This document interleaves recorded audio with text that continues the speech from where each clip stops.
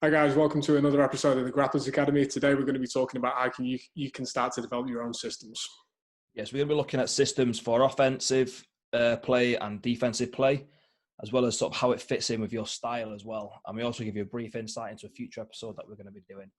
And prepare for the world's greatest drinking game because you're going to take a shot every time either me or Simon says the word system.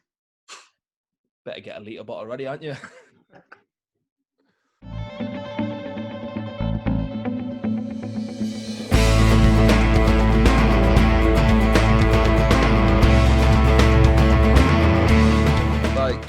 There's a lot of talk at the moment, isn't there, within the sort of grappling scene about different systems and sort of people put different names and definitions to what a system is, what a style is. And like just before we started recording, we sort of had similar but different viewpoints on it, on the same thing as well.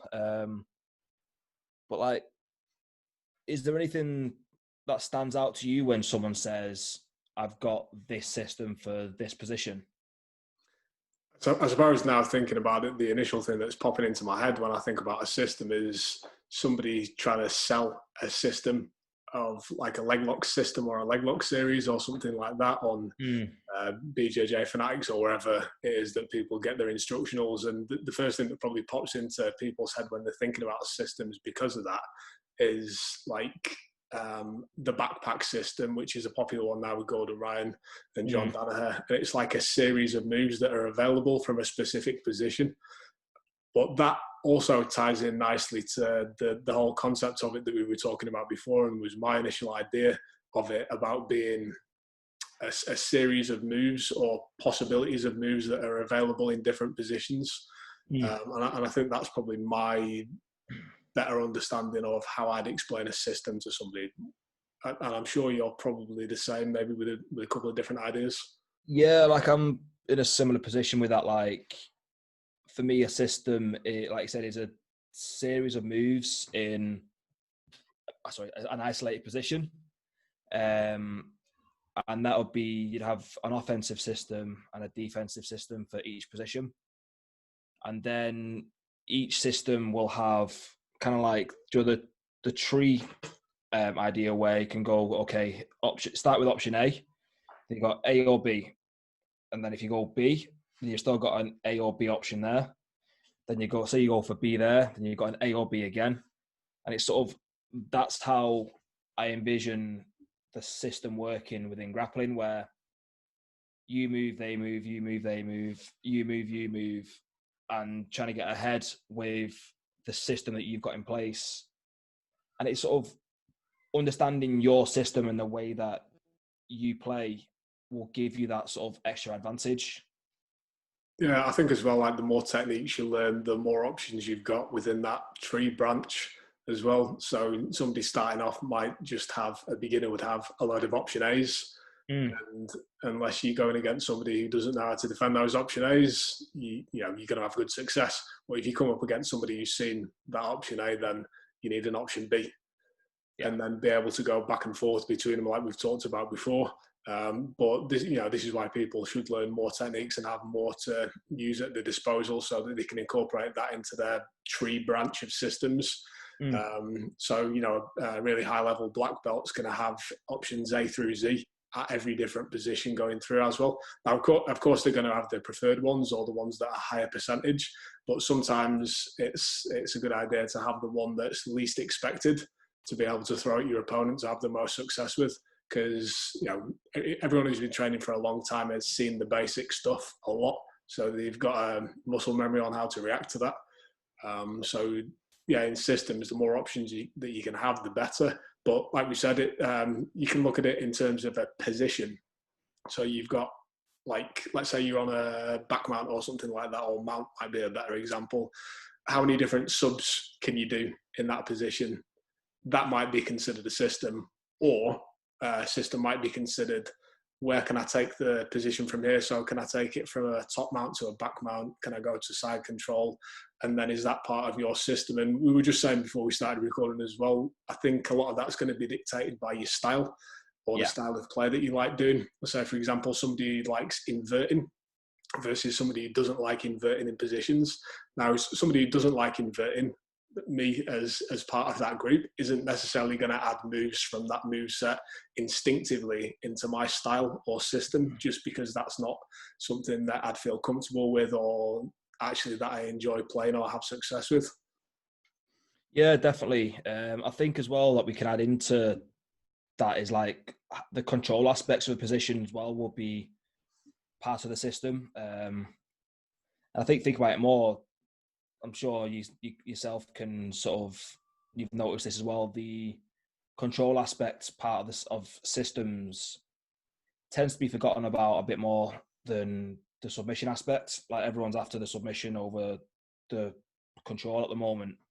But yeah, like having the solid systems and in place will give you a great understanding of what to do in each position, how to get to the next position, and increasing your, I call it like a vocabulary of moves, will give you a more in-depth system and a more robust system. And then you sort of add that in with your style, like you're saying, your system and style of play is going to be very individual and unique to yourself. But then it's also to say that like try that we've always been preaching across the every episode is learn from as many sources as you can, and also different styles that you like, because it's, if you look at something, it may not be for you, but when you get rolling, it may feel natural to go to that position.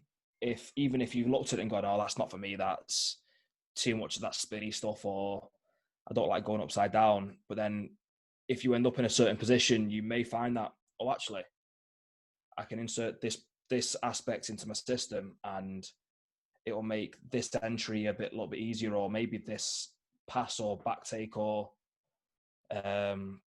mount transition that little bit easier to get to. Yeah, and that just adds into adding more options at every branch or stage of the movement, doesn't it? And I think that ties into a subject that we're going to talk definitely about at a later date, about turning your weaknesses into strengths. Yeah. Don't, not dismissing something because, as many of you out there have probably seen and experienced by yourself, if you've got a weakness that's getting continually exposed, you're going to get beat often. And if people know how to expose that, then they're going to take advantage of it. So, there should be a high priority on making sure that you're plugging those holes and making sure that you've got no weaknesses. And you might find, like you said, that just adding maybe not something of the broad system or style into your play, even if you just take a small piece, it might just add a small addition to your game where actually that weakness now becomes a strength, or just actually gives you a different option overall to continue playing your style, but just a different connected way of getting from point A to point B. I think definitely, just going back to what you said as well before we move on to it, about control being part of systems or strategies, if you want to talk about it from that point of view as well, is, and this ties in nicely to how I know we both like to play and develop our styles, is being able to control and hold somebody in a position, whether or not that's holding a submission without actually getting the finish. I know you call it that catch and release system. Yeah. I use that similar concept as well. And I think it's a really good way of developing styles and systems. You can have somebody in an armbar, let's say, for example, and you can put an armbar on 20 different people in the gym. You can guarantee that the majority of them are going to have a different way of escaping that armbar, which is going to lead you to a different option of how to progress if somebody legitimately does escape your armbar when you're trying to put it on in competition or in real life.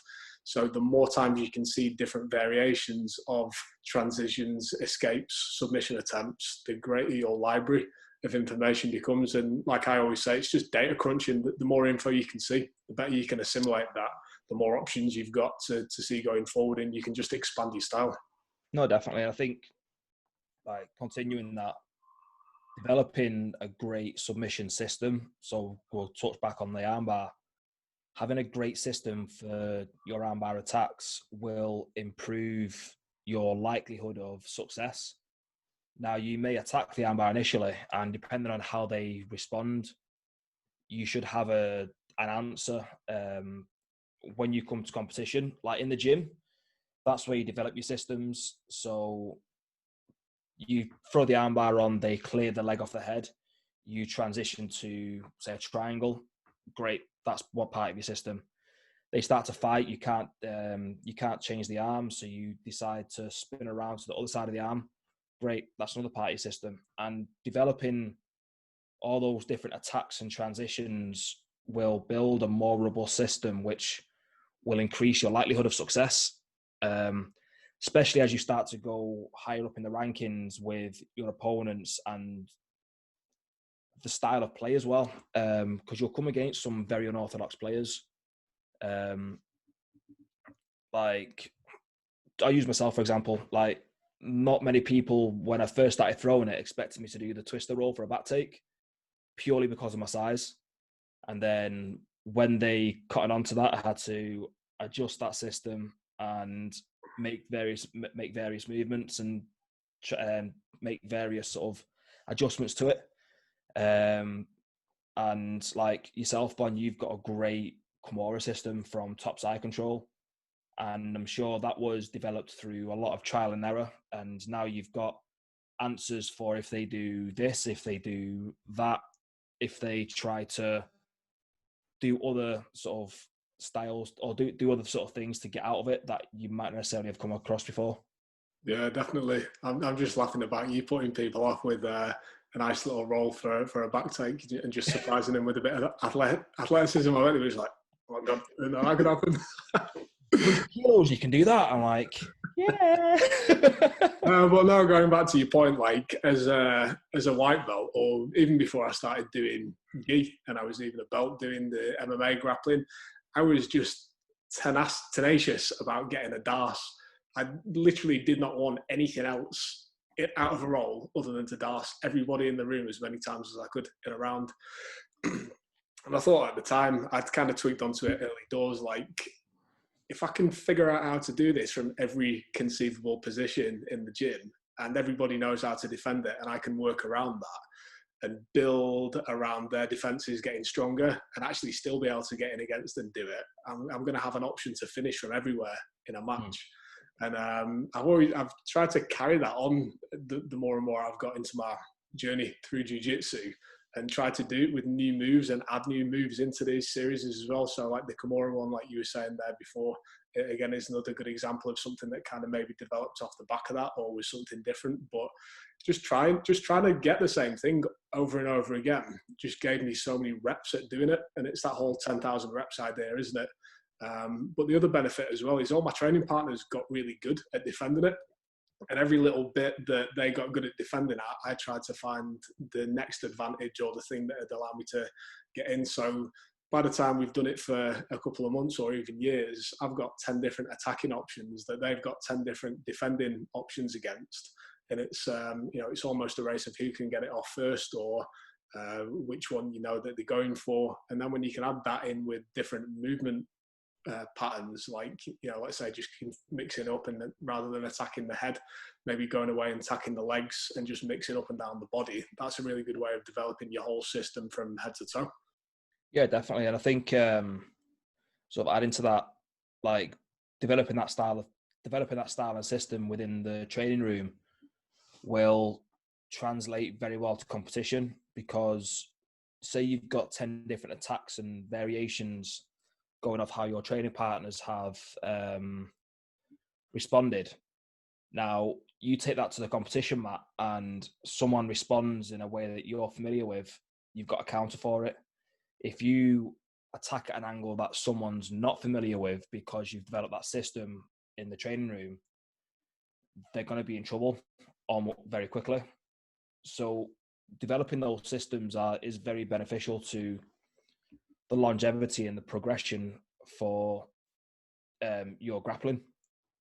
Yeah, that's why it's important to expose yourself to lots of different styles and try and get as many different mix of training partners as well as you can, because you can turn up at an open mat or on competition day yourself and just get completely surprised by something that you've never seen before and get subbed yourself. Yeah. And rather than just going, well, that was a load of moves, like just fluke, let's go again. You think like, what was that guy doing there? And like, if it's an open mat, maybe just like have a bit of back and forth and ask him. Or maybe ask one of your training partners if they've seen that or whatever, and try and incorporate it into your knowledge base. Because there's always going to be somebody out there that's coming up with something new or just does something new. If you think you've got an amazing technique that you could get everybody with, there's somebody out there who's got an equally amazing technique that you have no knowledge of whatsoever as well. Yeah, no, definitely. So for the people that are watching this and they're wanting to sort of maybe the pennies drop for them, they're sort of like, this is what I need to do now next to sort of level up my grappling. Where would you start to start developing your like a system? So the way that I do it now, or the way that I've done it over the years, is picking one thing as the base of that style that I want to try and develop on. So let's just say, for example, that it's side control. Let's just go with side control. That's quite a popular position. So looking at, firstly, obviously how to get there, but then once I'm there, like what option is available? And then let's just say that it's Kimura is the main thing that you're going to base it around. So Kimura's from side control is the base of that system. Just get in there and try and get as many reps of getting to that position as you can and trying to get that submission and gauging the reaction of your partners. Initially, I think is a good idea to try and get the submission and get the tap. But when you're fairly confident that you can get to the position and get the tap frequently against a different mix of training partners, then start to incorporate that catch and release idea that we were talking about before is the next stage for me. So when you know that you can control the position without necessarily having to feel the need to get the submission every time, because you know you can get it, probably most likely, then start to be a little bit creative and allow your partners to move and escape and come up with different ideas for themselves as well, which is then going to unlock that next movement that if somebody legitimately does escape or pose a problem that you need to counter, then you've seen it more times. Is that something similar to what you'd say? Yeah, it's pretty much the same way that I develop like my own systems when I'm training, and this ties in quite nicely with last subject with making use of all your training partners. Because when you're trying to develop a new system, it's not a good place to start by using your most experienced and battle-tested training partners. Like they're great for your tough rounds, but when you're trying to develop a new style of play or a new system, you're going to need and want somebody that's going to be a bit less difficult in the round, so you can find your position, you can find your control points, and you can see how they're going to move. And then you can start to build on there, as opposed to starting with your most seasoned training partners, giving it a go, and then being like, doesn't work, I'm not doing this, and then scrapping it. But yeah, like I did the same thing with that shoulder crunch position from butterfly. Full disclaimer, it was before Gordon Ryan's ADCC run. So you're saying you invented it? Well, I'm not going to go there. Like, he might have been watching my Instagram. But like, I can't remember how I started playing with it, but I started to do it, started to sweep with it. And yeah, like I just started to work up through the experience levels, finding the control point, how best to hold the shoulder, how best to stop someone from moving, how to stop them from getting out of it, what to do if they do get out of it, and just ironing out all the creases from the control aspect first. Then I went on to play with a sweep, and then once I ironed out all the creases from the sweep, I then went on to find submissions. And it's not an overnight process. It took me a good time, to be honest, to be able to get fairly formidable at it, and took me a lot of hours on the mat to iron out everything. And it's still not perfect. Like, I don't think any technique is going to be perfect, but it's much better than when I first started because of the process that I went to develop that system. Yeah, I think really developing a solid system, even for an experienced player like yourself, it's a years long process, isn't it? Mm. You might get the big bulk of the things in the first couple of months, or maybe first 6 months or something like that. But then actually refining it down, it's like a 12-month, year long and more process, isn't it? Because the more and more you get down the rabbit hole with your system, you find different things that you can add in to make it more high percentage or whatever. And you see it even in the really top level guys, like Dean Lister, let's say, for example, might have had a different system of attacking the legs back in the day, but he's refined that over 20 years and he keeps adding to it and does releases different instructionals on bits that he's changed. And when he's touring, I had the privilege of going to a Dean Lister seminar on leg locks last year in September, and he said the basics of what he was teaching was the same as what he was doing back when he was running through the ADCC divisions, but some small tweaks and changes that he did over time which were basically off the back of things that people were doing to counter his initial system. So it's a growing thing, isn't it? It's not just you get your system, then that's it. It's never going to change. No, not at all. Like, because the more it gets used, the more popular a technique gets, or say the more reputable you get as a competitor, people are going to study your game to beat it. So you need to be constantly enhancing your own game as well. Like, I'm sure when Danaher lot first came out with their leg lock system, it took the whole game by storm. And even though leg locks were nothing new, it was a new approach to the style of play.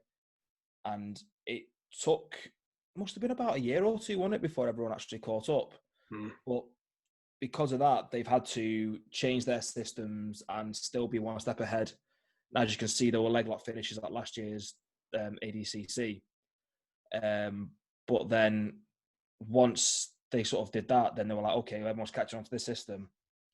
Let's get another one going. And let's just have a whole plethora of systems that we can draw upon depending on the opponent.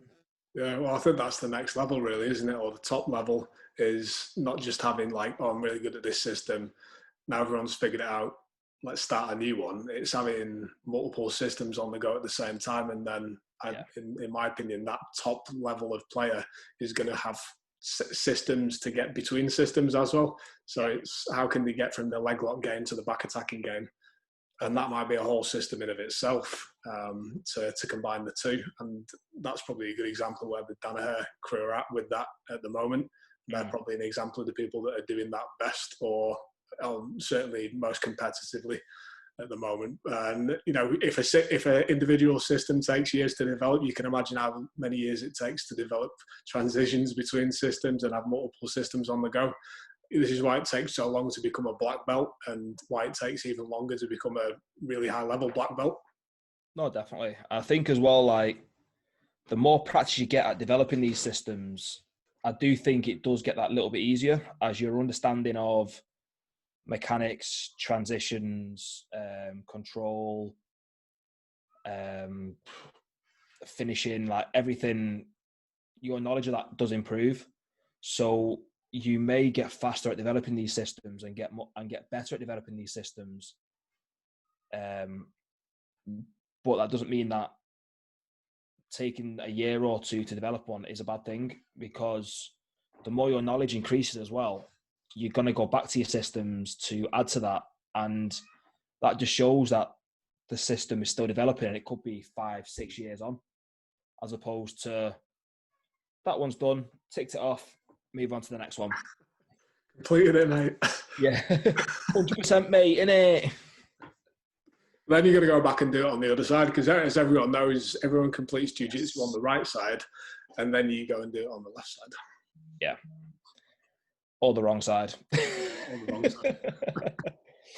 But yeah, and like, this sort of ties into the subject that we're going to be covering soon as well in katas. And we were trying to distinguish whether like style, system and katas were under the one subject, or whether they were sort of interchangeable in the conversation, as well as being their own subject as well. And I think we sort of come to the conclusion that sort of like katas are within a system, but also are worth a subject on their own, because of, like, for me, I know we both know the benefits of them, and I think katas have got quite a bad rep, especially from other martial arts, where you think it's just a set of moves with a non-resisting partner. Whereas I think my favorite kata that I know of is what I call a tumble dryer. Bonn knows it as well, and we both utilized it. And it's a kata, it's a sequence of movements, but it's very, very effective, and style as well. The way you the style of play that you have will shape your katas and your systems, but also your systems will help shape your style as well as your katas. So it's kind of like a triangle where they all feed into each other. Makes sense in my head, I think. No, I get you. People should let us know what I think as well. Whether they think there's a difference between styles, katas, whether katas are useful. So throw in the comments whether you think a kata is different from a system, or whether a style is different from a system. And then we can have a look at those before we discuss it as well next time. Yeah, definitely. And also let us know because like we both understand that systems are going to have different definitions amongst different players. So if you've got a different definition for systems of play, let us know. We're happy to discuss it with you. And if you've got an interesting take on it, come on and talk on with us about it. Thanks for watching another episode of the Grapplers Academy. If you liked what you saw, don't forget to hit the like button and also hit that subscribe button. And if there's anybody out there that you think could benefit from anything that we talked about today, don't forget to share the video and pass that information on.